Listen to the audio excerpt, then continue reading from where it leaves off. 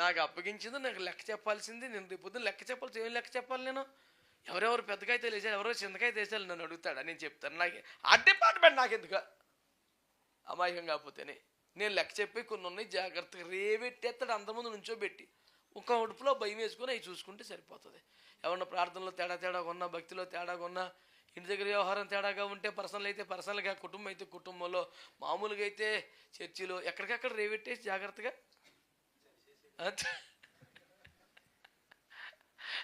ప్రతిష్ఠితమైన దాని నుంచి లౌకికమైన దాన్ని తీసిపారేయటమే. నేను చేసే పని నేను చేసుకోవాలా? నన్ను అటు ఇటు కలిసి డైవర్ట్ చేద్దాం ప్లాన్ చేస్తే నేనేం డైవర్ట్ అవ్వని, ఏసు రక్తం ఏం చేయం. ప్రభుకు స్తోత్రం చెప్పండి. హల్లెలూయా. కానీ బిడ్డలారా, నీ విశ్వాసం ఏమని సాక్ష్యం పొందుతుంది? హేబేలు గురించి అయితే అతడు మరి శ్రేష్టమైన దానిని దేవుడికి అర్పించాడు. హేబేలు గురించి దేవుడిని మాట్లాడమంటే దేవుడు ఏం మాట్లాడుతాడట? అతడు మరి శ్రేష్టమైంది ఇస్తున్నాడు. ఏదోటి ఇద్దాంలే అనుకోడు. ఉన్నది అన్నయ్య వీళ్ళిద్దరే. అడికేసి ఏంటంటే, నీ అన్నకన్నా బెస్ట్ ఇవ్వాలి దేవునికి. అన్నయ్య కన్నా, అక్క కన్నా, భార్య కన్నా, భర్త కన్నా బెస్ట్ పొందుకోవాలని ఆశపడే వాళ్ళు కుప్పలు తప్పులు ఉంటారు. కానీ బెస్ట్ ఇవ్వాలని ఆశపడే మనసు ఎవరికి ఉంటుందండి?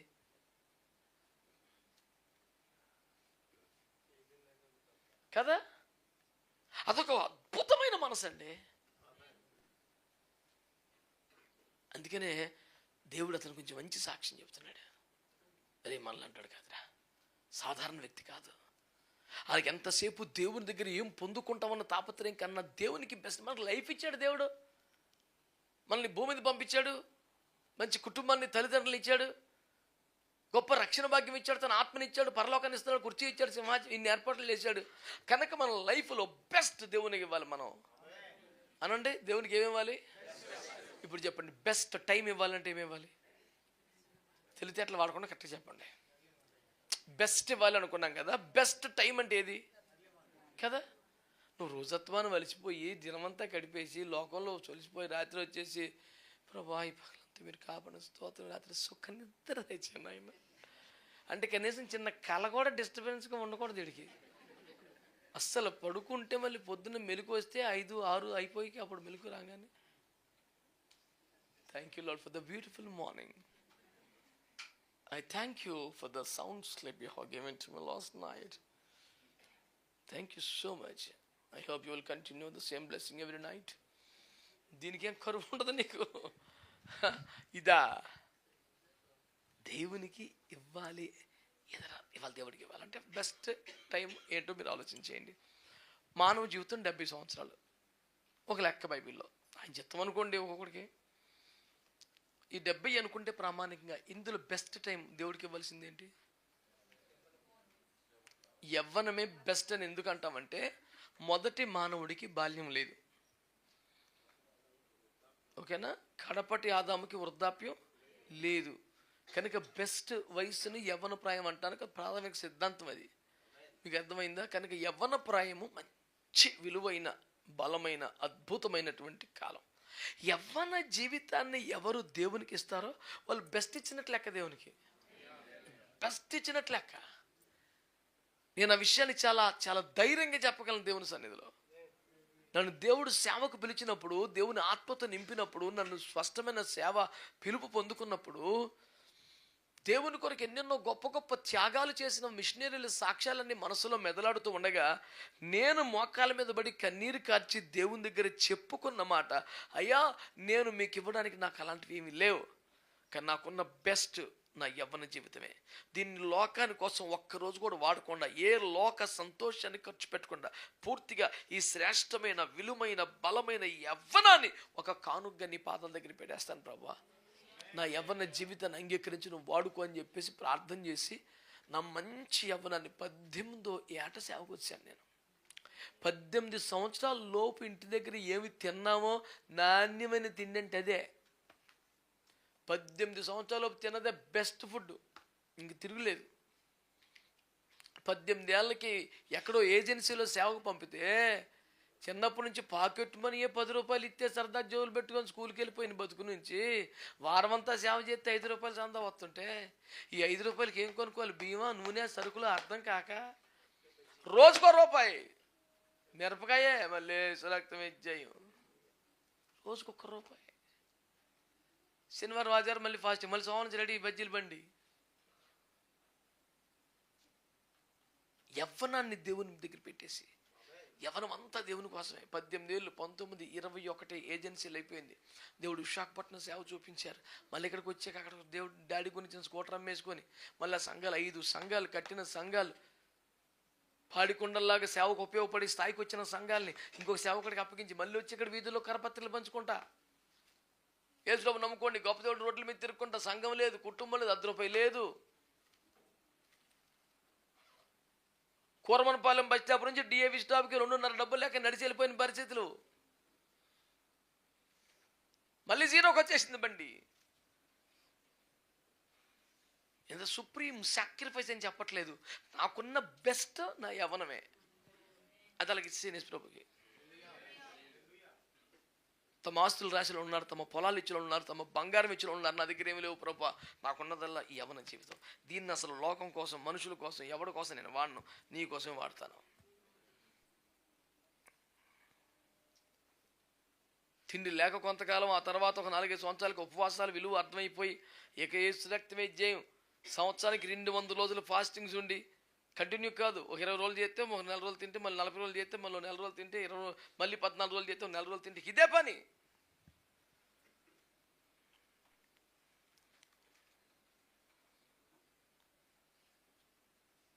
మనకున్న బెస్ట్ ఏంటిదో అది దేవునికి ఇవ్వడానికి ఇష్టపడాలి. ఆమేన్, హల్లెలూయా. ఇంగ్లీష్ పెద్దగా రాదు కానీ కొన్ని మాటలు రాసుకున్నాను. Give the best to the Lord, not the rest.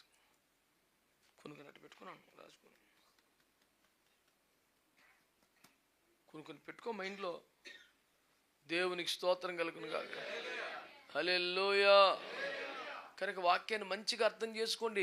అతడు నీతిమంతుడని సాక్ష్యం దేన్ని బట్టి వచ్చింది తెలిసిన, అతడు దేవునికి బెస్ట్ ఇవ్వాలని తాపత్రయం మనిషి. ఏమంటారు? తర్వాత అతడు నీతిమంతుడిగా ఉన్నాడు, అతడి రక్తము మొర్రపెట్టింది, శ్రేష్టమైన ప్రార్థన చేసిందట. దేవా తీర్పు తీర్చు, ఏమైనా తప్పుంటే చూసుకో. చాలా శ్రేష్టమైన ప్రార్థన అది. మన ప్రార్థన ఏంటంటారా? సీరియస్గా తీసుకోండి. నీవు నీ విశ్వాసాన్ని బట్టి సాక్ష్యం పొందితే, ఏమని సాక్ష్యం పొందుతావు? స్వస్థత పొందుకునే విశ్వాసం కలిగిన వాడు, రక్షణ పొందుకునే విశ్వాసం కలిగిన వాడు, తమ కష్టాల్లో, బాధల్లో, శ్రమల్లో దేవుడు ఏదో విధంగా కృప చూపి ఆశీర్వదిస్తాడులే అనే విశ్వాసం కలిగినోడు. ఇదా నీ గురించి వచ్చే సాక్ష్యం? లేదు, అతనికి నా మీద ఎంత విశ్వాసం అంటే, నా గురించి మనుషులందరినీ పక్కన పెట్టేసి తనకున్న బెస్ట్ నాకు ఇవ్వడానికి ఇష్టపడతాడు, అలాంటి మనిషి అని నీ గురించి యేసుప్రభు చెప్పగలరా? హేబు గురించి చెప్పినట్టు. ఇప్పటికైనా మించిపోయింది లేదు. నీ జీవితంలో బెస్ట్ ఏంటి? 24 గంటల్లో బెస్ట్ ఏంటంటే ఉదయకాలం అన్నారు. మొత్తం లైఫ్లో బెస్ట్ ఏంటంటే యవ్వన కాలం అన్నారు. స్తోత్రం, హల్లెలూయా. మరి నీ ఫ్యామిలీ లైఫ్లో బెస్ట్ ఏంటి? నీ ఫైనాన్షియల్ లైఫ్లో బెస్ట్ ఏంటి? దాంట్లో ఒక బెస్ట్ ఉంటుంది కదా, ఒక క్రీమ్ ఉంటుందిగా. హేబేలు మనసు ఏంటంటే బెస్ట్ దేవునికి ఇవ్వాలి అనే మనసు. ఆమేన్ అన్నారా? హల్లెలూయా, హల్లెలూయా. నువ్వు ఏ బెస్ట్ దేవునికి ఇస్తావు? పనులన్నీ చేసుకోగా ఖాళీ ఉంటే మిగిలి ఉండి చిన్న ప్రార్థన చేసుకోవడమా? ఏదైనా కష్టం వస్తే బాగా ప్రార్థన చేయటమా? హేబేలు గురించి 3 మాటలు చెప్పగలను. 1, అతను దేవునికి బెస్ట్ ఇవ్వాలనుకున్నాడు. 2, తన సహోదరుని కంటే అందరికంటే ఎక్కువ పొందుకోవాలి అని కాదు, అందరికంటే ఎక్కువ ఇవ్వాలి అనే ఒక మనస్తత్వం కలిగినవాడు. నెక్స్ట్, నీతిమంతుగా బతికాడు కదా, అతడు తీర్పు తీర్చమని దేవునికి ప్రార్థన చేసిన ఒక సవాలు కలిగిన వ్యక్తి.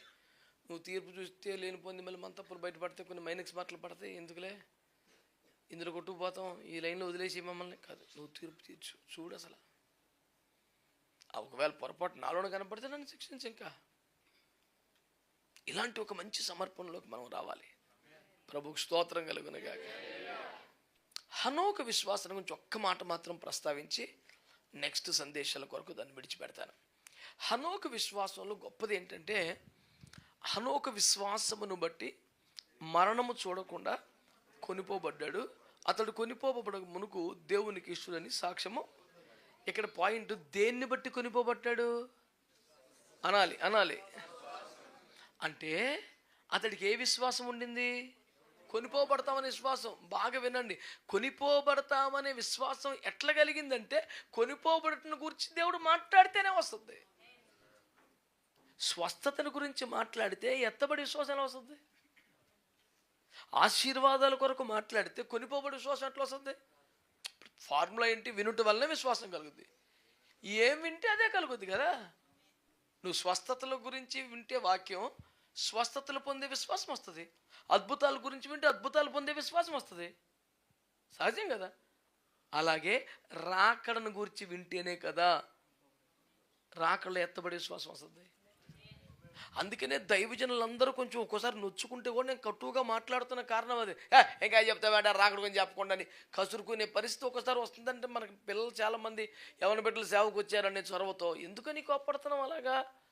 మనం రాకడ గురించి చెబితేనే, రాకడ విషయాలు వింటేనే, ఓహో ఓకే నేను కూడా ఇలా రూపాంతరపరచబడతాను, నేను కూడా ఎత్తబడతాను, రేపు పొద్దున బోర మోగితే నేను కూడా ఇట్లా దేనిచర్యం మహిమచర్యం మారిపోద్ది అన్న విషయాలన్నీ విని వాడు విశ్వసిస్తే ఆ విశ్వాసాన్ని బట్టి కొనిపోబడతాడు. మరి ఆ విశ్వాసం రాకపోతే ఎట్లా కొనిపోబడతాడు? రావాలంటే వినాలి. రోమపత్రిక బదులు కూడా వినని వాడిని ఎట్లు విశ్వసిస్తారు అని రాశాడు కదా. వింటేనే కదా విశ్వాసం వచ్చేది. అసలు ఆ విషయం నువ్వు ఎప్పుడు చెప్పలేదు రాకడ గురించి అని చెప్పి, దేవుని ప్రేమ, దేవుని కృప, దేవుని కాపుదల, దేవుని పోషణ, దేవుని దీవెన ఇవే చెప్తున్నావు. ఆ విశ్వాసం వస్తుంది. దానికి తప్పేముంది మరి? వాళ్ళు ఏది విన్నారో అదే వస్తుంది విశ్వాసం. అందుకనే మార్కు సువార్త 4లో విత్తువాని గురించి ఉపమానం దేవుడు ముగించి లాస్ట్లో మీరేమి వినుచున్నారు జాగ్రత్త అన్నాడు.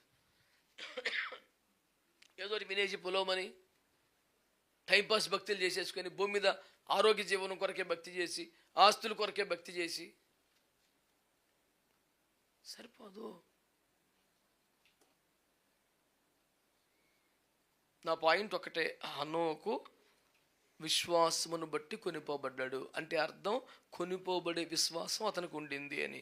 ఆ విశ్వాసం కొనిపోబడే ముచ్చట్లు వింటేనే వస్తుంది. అంటే యేసయ్య రెండవ రాకడ నమ్మేవారు, రాకడలో ఎత్తబడాలి అనే ఆశ తీర్మానం కలిగిన వారు రాకడ వర్తమానాలే వినాలి. ఎంతసేపు ఆశీర్వాదాలు ఇవన్నీ వింటూ ఉంటే నువ్వు రాకడికి కొనిపోబడిన బలం రాదు. ఆమేన్.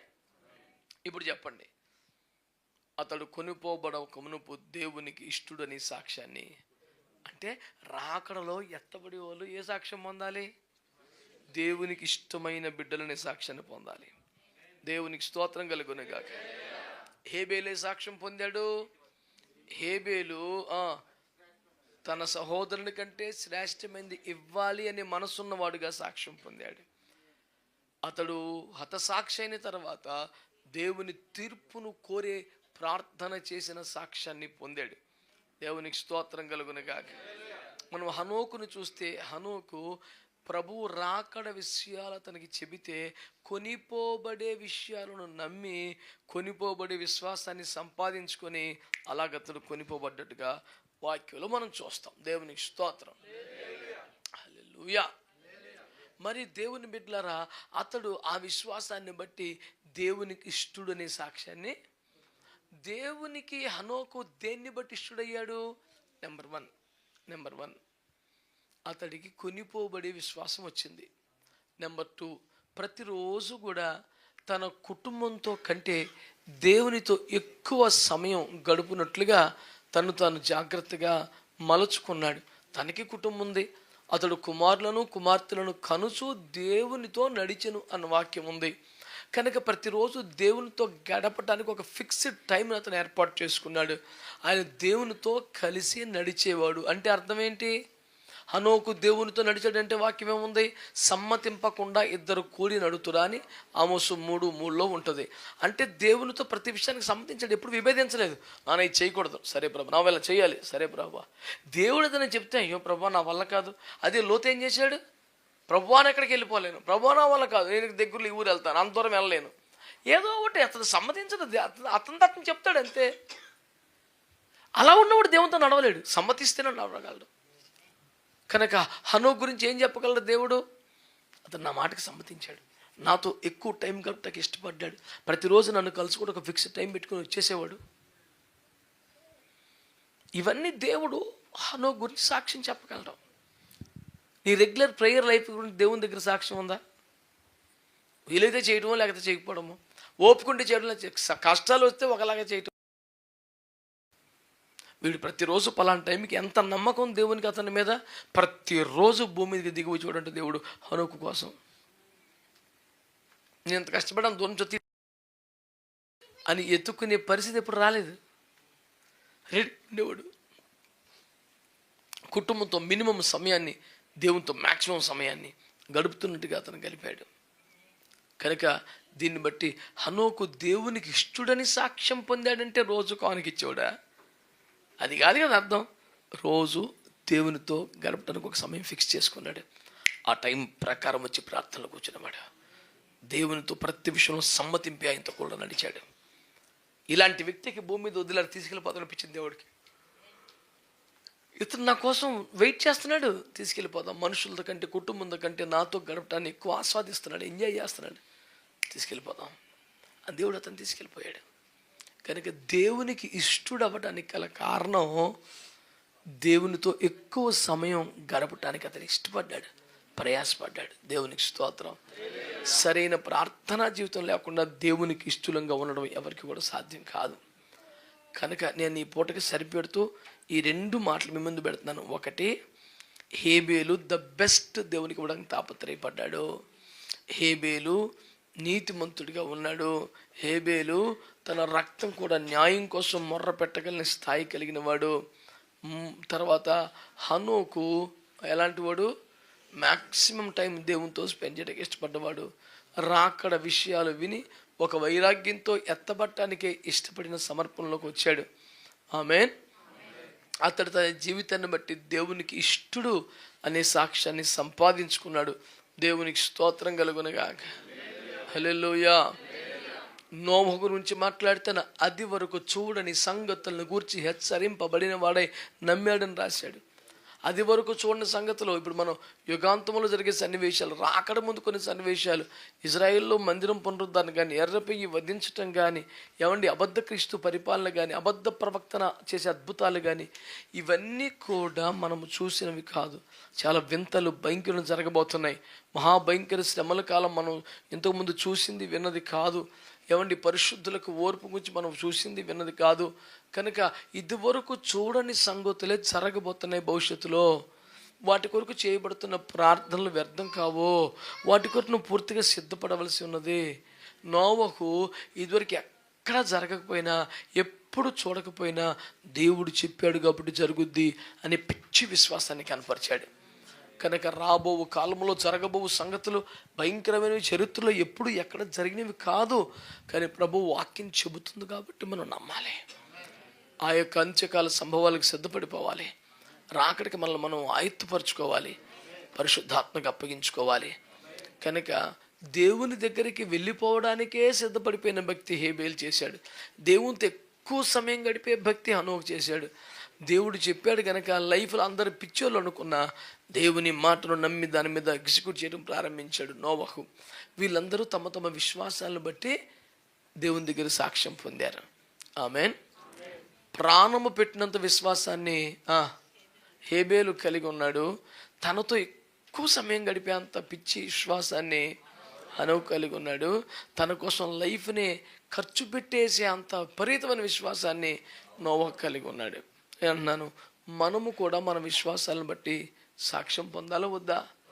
సిద్ధపడదాం. దేవుడు కృప మనకు అనుగ్రహించునుగాక. ప్రార్థన.